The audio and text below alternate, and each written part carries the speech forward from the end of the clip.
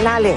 Diyan po nakatira noon ang mga Santo Papa, ang mga hari, at sa kasalukuyan, yan ngayon ang tirahan ng mga Pangulo. Katulad halimbawa ng kasalukuyang Pangulo ng Bansang Italia na si President Giorgio Napolitano. Ipipresenta namin sa inyo ang isang Pinoy na kinahahangaan dito dahil sa ganda ng kanyang tinig, dahil sa kanyang musika. Ang aking pong tinutukoy ay si Armand Curameng. Tubong Sarat, Ilocos Norte. Dating domestic helper noon, superstar na ngayon.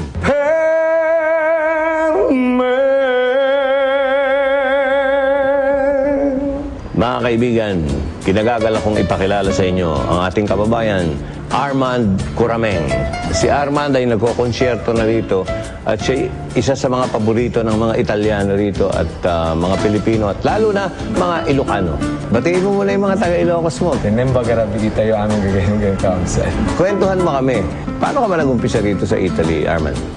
Actually ho, sa Pilipinas, yun na, kumakanta na ho ako. Kumakanta ka na sa mga club-club o mga maliliit. Sa Ilocano song. Tapos, yung misis ko na una ho dito, pinanganak yung anak namin, hindi ko ho siya nakita ng for 5 years. Boy. Luigi. O tapos? Isipan ko na pumunta dito and pagdating ko dito, wala naman ako mga kakilala talaga. So pumasok ko akong katulong. For 1 year, nagtrabaho ako doon. Hindi masaya. Habang naghahanap buhay bilang domestic helper, panaka-naka siyang sumasali sa mga singing contests at nang marinig niya ang Kantamare na katumbas ng Metropop dito sa Pilipinas. And then sumali ako sa mga karaoke. After karaoke, dumating na ngayong imbitasyon. Kantamare. Nagpa-audition ako. Sabi nila pwede mong i-represent yung bansa nyo na Pilipinas. Dahil at least mayroon na rin Filipino community. Ma-establish na rin Filipino community sa Palermo, sa Sicily. So nakuha ako. Sa contest nga nakabarong ako doon. Walang ibang Pinoy na kasali doon? Ikaw lang? Okay.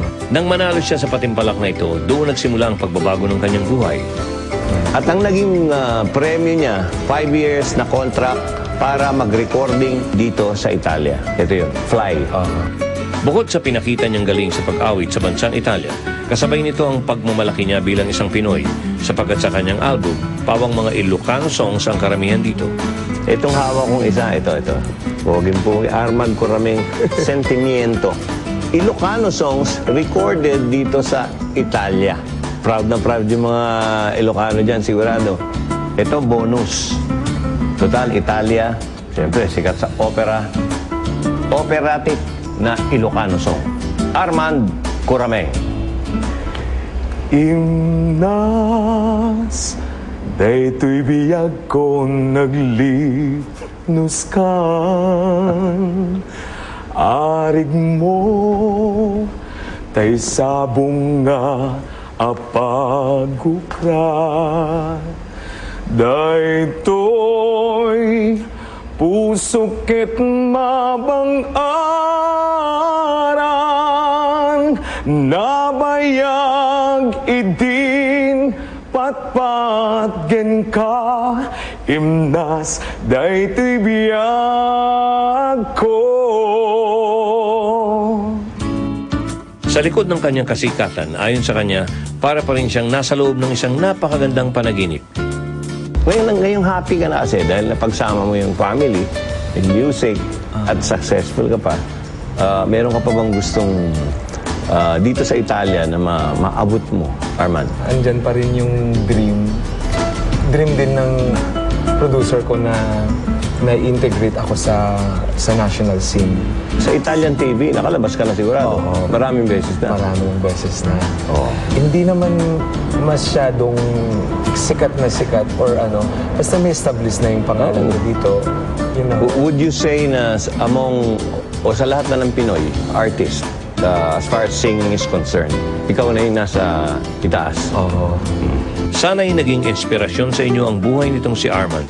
Sinamantala niya ang lahat ng pagkakataon, nagsumikap at nagpakita ng galing. Kaya naman tagumpay ng kasikatan sa Italia ay tinatamasa na niya ngayon. Alam mo, natutuwa kami at inabot mo yan. At higit sa lahat, nakamit mo yung gusto mo. Sobra. Thank you, Armand. At mga kaibigan, Armand Curameng. pagkain dito sa Italia ang pag-uusapan, dalawa agad ang papasok sa ating isip. Ang pasta at ang pizza na paborito din dyan sa atin. So kilalanin nga natin itong dalawang pagkain ito, ang pasta at pizza. Sa Italia, pasta at pizza ang kanilang staple food. Tara, let's eat Italia! Pero ang dalawang uri ng pasta noodles, ang dried at fresh dito sa Italy. Mga fresh ingredients ang ginagamit nila para sa kanilang mga sauce. Mayroong tomatoes, mushrooms, at kung ano-ano pang herbs and spices na siguradong magpapasarap sa kanilang pasta recipe.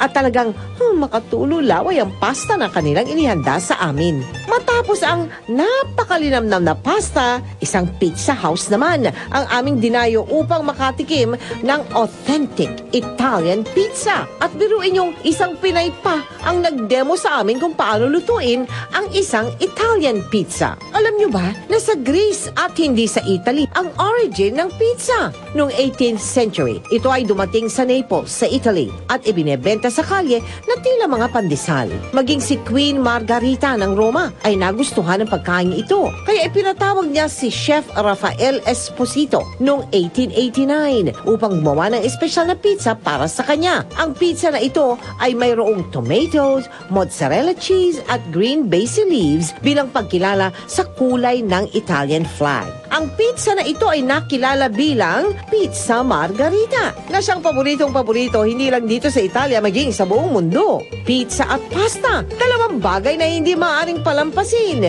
sa inyong pagbisita sa Italia.